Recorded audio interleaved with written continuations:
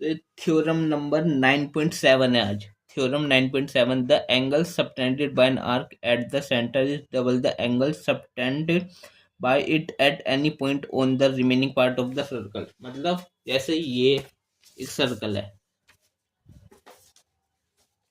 एक सर्कल है ये, इसका ये सेंटर है ओ सेंटर। क्या लिखा है? The angle subtended by an arc. Arc क्या होती है? जैसे ये एक पॉइंट है, ये दूसरा पॉइंट है, इस पॉइंट को ए मान लिया, इस पॉइंट को बी मान लिया और इनको ज्वाइन कर दिया ए बी को। तो ये एक आर्क ये बन गई माइनर छोटी वाली, और एक आर्क ये ऊपर वाली बड़ी वाली मेजर आर्क। तो दो आर्क बन गई। तो ये आर्क से क्या कर रहा है? The angle subtended bye an arc at the centre is double. Centre पे एक आर्क, ये सेंटर है, यहाँ पे एक एंगल बनेगा जब हम इसको ज्वाइन करेंगे। तो इस वाली आर्क से यहाँ पे एक एंगल सबटेंड हुआ, ये वाला एंगल। तो इस आर्क से ये वाला एंगल सबटेंड हुआ, लिखा is double the angle subtended by it क्या? Arc at any point on the remaining part of the circle. Remaining part ये बचा, इसके ऊपर कोई पॉइंट है, मान लो ये पॉइंट सी है। अब यहाँ पे एक एंगल सबटेंड होगा, इस वाली आर्क से एक एंगल यहाँ सबटेंड करते हैं। तो ये ज्वाइन करा और फिर ये ज्वाइन करा, और एक एंगल ये सबटेंड हो गया इस वाली आर्क से। कह रहा है ये वाला, इस थ्योरम का कहने का मतलब है ये वाला एंगल इस वाले एंगल का डबल होगा। मतलब जो एंगल ए ओ बी है ना, एंगल ए ओ बी, वो डबल है किसका? ए सी बी का एंगल, ए सी बी का। मतलब मान लो अगर ए ओ बी और ए सी बी का डबल है ना, ए ओ बी, मतलब ए सी बी मान लो 10 है, तो ए ओ बी पूछेगा कितना है, तो ए ओ बी कितना होगा? 20। ए सी बी अगर 40 है तो ए ओ बी कितना होगा? 80, इसका डबल। ए सी बी अगर मान लो 40 है, 40, तो ए ओ बी कितना होगा? इसका 2 गुना, तो 40 दूनी 80। अगर ए सी बी मान लो 25 है, तो ए ओ बी कितना होगा? 25 का 2 गुना, कितना? 50। डबल, डबल है इसका, डबल। और इसका उल्टा भी है, अगर ए सी बी, जो एंगल ए सी बी है वो हाफ होगा, एंगल ए ओ बी का हाफ ए सी बी होगा। मतलब ए ओ बी मान लो अगर 50 है, तो ए सी बी कितना होगा? इसका हाफ, कितना? 25। अगर ए ओ बी 70 है, 70, तो ए सी बी कितना होगा? 35। ए ओ बी अगर मान लो 70 है, तो ए सी बी कितना होगा? इसका हाफ, इसका हाफ करेंगे, 35 हो गया ए सी बी, ऐसे। तो इस बात को हम प्रूफ करते हैं। अभी देखो प्रूफ कैसे करेंगे। जैसे प्रूफ करने के लिए, जैसे मैं इसको ज्वाइन कर लेता हूँ, इस वाली पॉइंट को इस वाली पॉइंट से, सी को ओ से ज्वाइन कर लिया मैंने, ठीक है। सी को ओ से ज्वाइन कर लिया, तो ये रेडियस बन गई, सेंटर से सरकमफेरेंस तक रेडियस हो गई, सेंटर से सरकमफेरेंस तक रेडियस हो गई। तो मतलब ये रेडियस और ये भी रेडियस, ये आर और ये आर, तो मतलब ये इस वाली साइड के इक्वल है। ऐसे ये वाली साइड और ये वाली साइड भी इक्वल है, ये भी रेडियस है, ये भी रेडियस है, ये भी रेडियस है, ये तीनों साइड इक्वल है। तो इक्वल साइड के सामने वाले एंगल भी इक्वल होते हैं। तो मतलब ये वाला एंगल इस वाली साइड के सामने और इस वाली साइड के सामने ये वाला एंगल इक्वल है। मतलब ये वाला एंगल इक्वल है।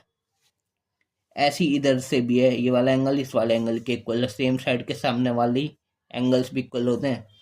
अब एक एक्सटीरियर प्रॉपर्टी पता है ना आपको, जैसे ट्रायंगल होता है, ट्रायंगल, ये ट्रायंगल है, ये थोड़ा और आगे एक्सटेंड कर दिया, ए बी सी ट्रायंगल है, सी को थोड़ा और आगे एक्सटेंड किया, तो हम ये वाला एंगल और ये वाला एंगल का सम करके इस ये वाला एंगल आता है। मान लो एंगल ए कितना है? 20, और एंगल बी है 30, तो एंगल सी कितना होगा? 20 प्लस 30, कितना? 50। इन दोनों का सम, ये बाहर वाला एक्सटीरियर प्रॉपर्टी।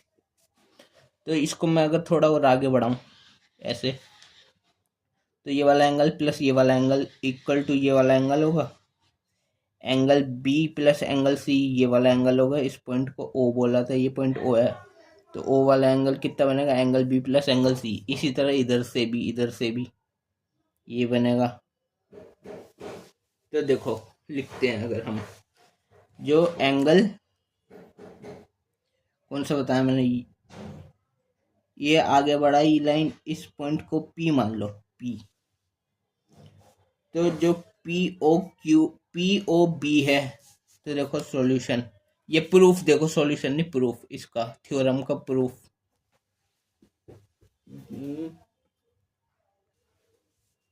जो एंगल कौन सा है, P O B, angle P O B, वो अदर इस वाले ट्रायंगल में, इन ये वाला जो ट्रायंगल है, पहले ट्रायंगल लिखो, ये कौन सा, in triangle B C O, B C O और पी भी लिया है। तो इस ट्रायंगल में जो ये वाला एंगल है P O B, exterior angle, angle P O B, वो दो गुण, वो अदर टू इंटीरियर एंगल का सम है, एंगल सी और बी, या ओ सी बी और ओ बी सी का सम है, angle O C B plus angle O B C, इन दोनों का सम करके ये एंगल आएगा। ठीक है।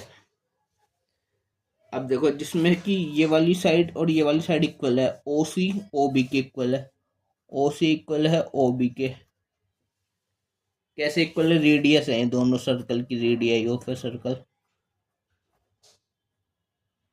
दोनों रेडियस है, तो ये दोनों इक्वल हो गई। तो इक्वल साइड के सामने वाला एंगल भी इक्वल, तो एंगल ओ सी बी और ओ बी सी इक्वल है, ओ सी बी और ओ बी सी इक्वल है, angle O C B equal है एंगल ओ बी सी के। लिख सकते हैं हम, इसका इसका रीजन क्या है कि opposite angles opposite to equal sides are equal, angles opposite to equal sides are equal. ये हो गया इसका रीजन। ठीक है। अब देखो, जो ओ बी सी है और ओ सी बी, ये इक्वल है, और जो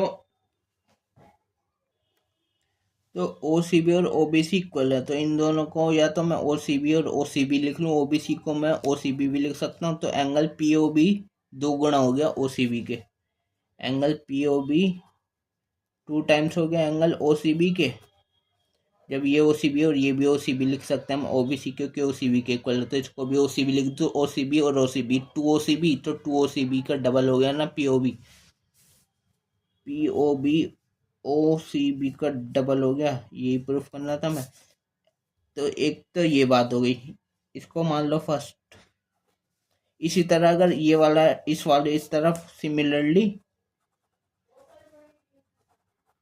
जो इधर वाला एंगल है, ये वाला एंगल पी ओ ए, ये वाला पी ओ ए, वो इसका दो गुना हो जाएगा ओ सी ए का, एंगल कौन सा, P O A, to times हो जाएगा एंगल ओ सी ए का।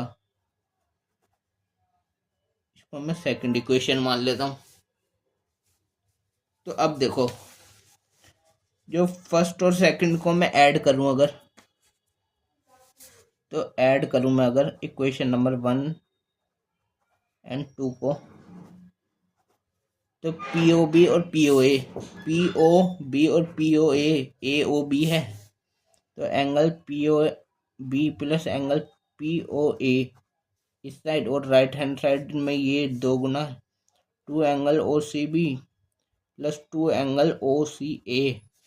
तो पी ओ बी और पी ओ ए पूरा ये बन गया, ये A O B, angle A O B बन गया।